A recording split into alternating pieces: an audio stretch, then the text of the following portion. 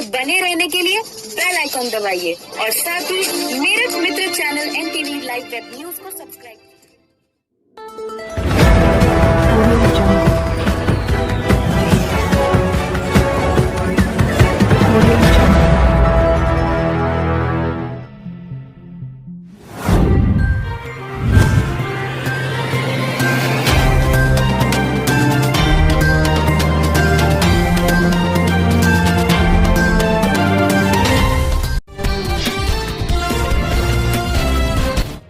जय हिंद। मेरठ स्कूल प्रबंधक पर शिक्षिका और सीए ने लगाए घोटाले और यौन शोषण के आरोप। आप देख रहे हैं Meerut Mitra channel NTV live web news, हर खबर पर नजर। मैं हूं नवेद खान। दिन 21 सितंबर 2020, स्कूल यानी शिक्षा का मंदिर, लेकिन शिक्षा के मंदिर में घिनौने कार्यों के आरोप लगे हों तो सोचने में बहुत अजीब लगता है। प्राइवेट निजी स्कूलों की कार्यशैली और प्रशासन पर सवालिया निशान लगाने वाली ये खबर आपको दिखाने जा रहे हैं मेरठ से। मेरठ के थाना सदर बाजार क्षेत्र में स्थित ऋषभ एकेडमी स्कूल में उस वक्त हड़कंप मच गया जब शिक्षकों ने और स्कूल के सीए ने स्कूल प्रबंधक रंजीत कुमार जैन पर घोटाले और यौन शोषण का आरोप लगाया। स्कूल की शिक्षिकाओं ने कहा कि स्कूल प्रबंधक रंजीत जैन लगातार उनका शोषण कर रहे हैं, उनको सैलरी भी नहीं दी जा रही है और जब सैलरी मांगी जाती है तो रंजीत जैन अश्लील भाषा का इस्तेमाल शिक्षिकाओं से करते हैं। यहां तक कि वे स्कूल के शौचालय में भी रंजीत जैन ने सीसीटीवी कैमरे लगवा रखे हैं। इसके पीछे क्या मानसिकता है कि टॉयलेट में, जो स्कूल का टॉयलेट है, वहां सीसीटीवी कैमरा, ये सोचने वाली बात है। रंजीत जैन पर करोड़ रुपए घोटालों का आरोप लगाया स्कूल के सीए ने। आज स्कूल में काफी देर तक हंगामा चला, तस्वीर में आप देख पा रहे हैं। शिक्षिका ने रंजीत जैन पर यौन शोषण के आरोप लगा डाले। शिक्षिका ने बताया कि जब स्कूल में जाकर रंजीत जैन से सैलरी मांगी जाती है तो वह अश्लीलता की हदें पार करते हुए शिक्षिका से अपनी गोद में बैठने की बात कर डालते हैं। आपको बता दें, रंजीत जैन पर पहले भी आरोप लगते आ रहे हैं। जिस वक्त प्रदेश में योगी सरकार बनी थी तो रंजीत जैन ने अपने स्कूल ऋषभ एकेडमी के समस्त छात्रों को योगी स्टाइल में बाल काटने का एक फरमान जारी किया था, जिसके बाद स्कूल परिसर में अभिभावकों ने पहुंचकर जमकर हंगामा किया था। अभिभावकों ने रंजीत जैन पर आरोप यही लगाया था कि फीस वसूली के नाम पर रंजीत जैन अवैध वसूली भी कर रहा है। हर बार बच्चे का नाम काटे जाने की धमकी देकर फीस से अलग पैसा भी रंजीत जैन मांगते हैं, ऐसा कहना है अभिभावकों का। सारे आरोप जब सही साबित पाए गए तो स्कूल के सीए ने ही करोड़ों रुपए के घोटाले का आरोप रंजीत जैन पर लगा दिया।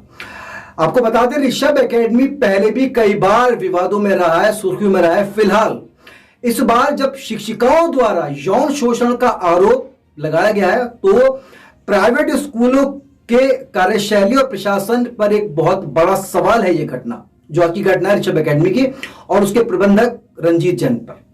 मेरठ के सदर थाना पुलिस इन दोनों बाप बेटों को पकड़कर थाने में ले गए। ऋषभ एकेडमी परिसर के अंदर महिलाओं के साथ जिस तरीके का व्यवहार रंजीत जैन कर रहे हैं, ये योगी सरकार के आदेशों के खिलाफ है, क्योंकि प्रदेश सरकार महिलाओं का उत्पीड़न ना हो और भयमुक्त समाज देने की पूरी कोशिश महिलाओं को प्रदेश सरकार देने की तैयारी में है। इस तरीके से समाज के ठेकेदार बनने वाले रंजीत जैन जैसे आरोपियों पर थाना पुलिस महिला उत्पीड़न और घोटाले में क्या कार्रवाई होती है, ये तो आने वाला समय बताएगा। Meerut Mitra channel NTV live web news से नवेद खान की रिपोर्ट। मेरा नाम सुमन है और मैं ऋषभ एकेडमी की टीचर हूँ। सर, हमारे साथ बहुत ज़्यादा अभद्र व्यवहार किया जाता है, एब्यूजिव लैंग्वेज का यूज़ किया जाता है और केवल इस बात पे कि हम लोग सैलरी मांगते हैं और हमें सैलरी बहुत कम दी जाती है और हमसे साइन बहुत ज़्यादा पेपर पे कराए जाते हैं। सर, इसी मामले को लेकर आज हम यहाँ आए हैं। सर, कैमरे हर जगह लगे हुए हैं और ये टीचर्स को इतना मजबूर कर देते हैं कि वो केवल वो चाहती हैं अपनी जॉब बचाएं वो किसी भी तरह, और उनको इस तरह मजबूर कर देते हैं, उनके साथ यौन शोषण की मजबूरी आ जाती है। जैन साहब, क्या पूरा मामला है यहाँ का? मामला ये है कि ऋषभ एकेडमी एक जैन समुदाय का स्कूल है जिसे दान से, चंदे से, पूरे समाज से पैसा इकट्ठा करके बनाया गया, जिसके संचालन हमारा मंदिर समिति और एक और समिति है शिक्षा परिषद के नाम से।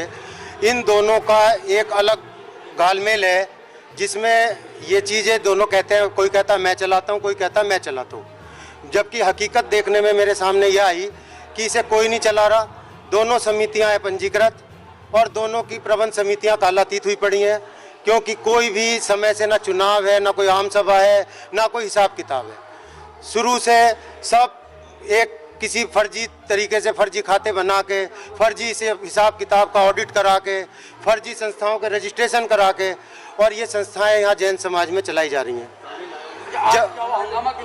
हंगामा इसलिए हुआ कि जब समाज अपनी संपत्तियों की, अपनी संस्थाओं की सुरक्षा व्यवस्था, समय से चुनाव और ये सब नहीं करा सका, तो रजिस्ट्रार महोदय ने, उत्तर प्रदेश सरकार ने दोनों प्रबंध समितियां अपंजीकृत और कालातीत घोषित कर दी। रंजीत जैन जैसा एक आपराधिक प्रवृत्ति का व्यक्ति, वो यहाँ पे लोगों का एक हरेसमेंट करके, लोगों को डरा धमका के, भय दिखा के, और इस स्कूल के ऊपर 2014 में काबिज हुआ, जिसे कार्यवाहक एक सचिव के रूप में बनाया गया। उसमें बाकायदा एक कमेटी थी और उसने उस कमेटी के बाकी सारे लोगों को इस स्कूल से बाहर निकाल दिया। मोटिव उसका केवल एक था, उसे स्कूल से शिक्षकों के वेतन में करोड़ों रुपए का घोटाला करना।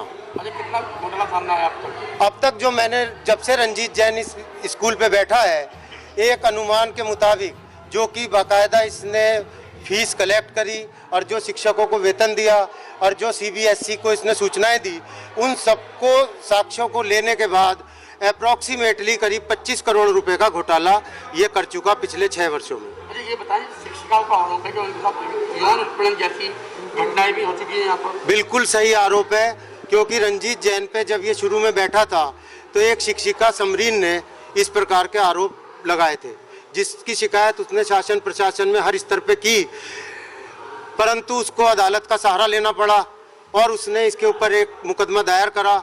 उस मुकदमे में रंजीत जैन के खिलाफ दोष साबित हुए, लेकिन रंजीत जैन ने उसकी अपील सेशन कोर्ट में करी।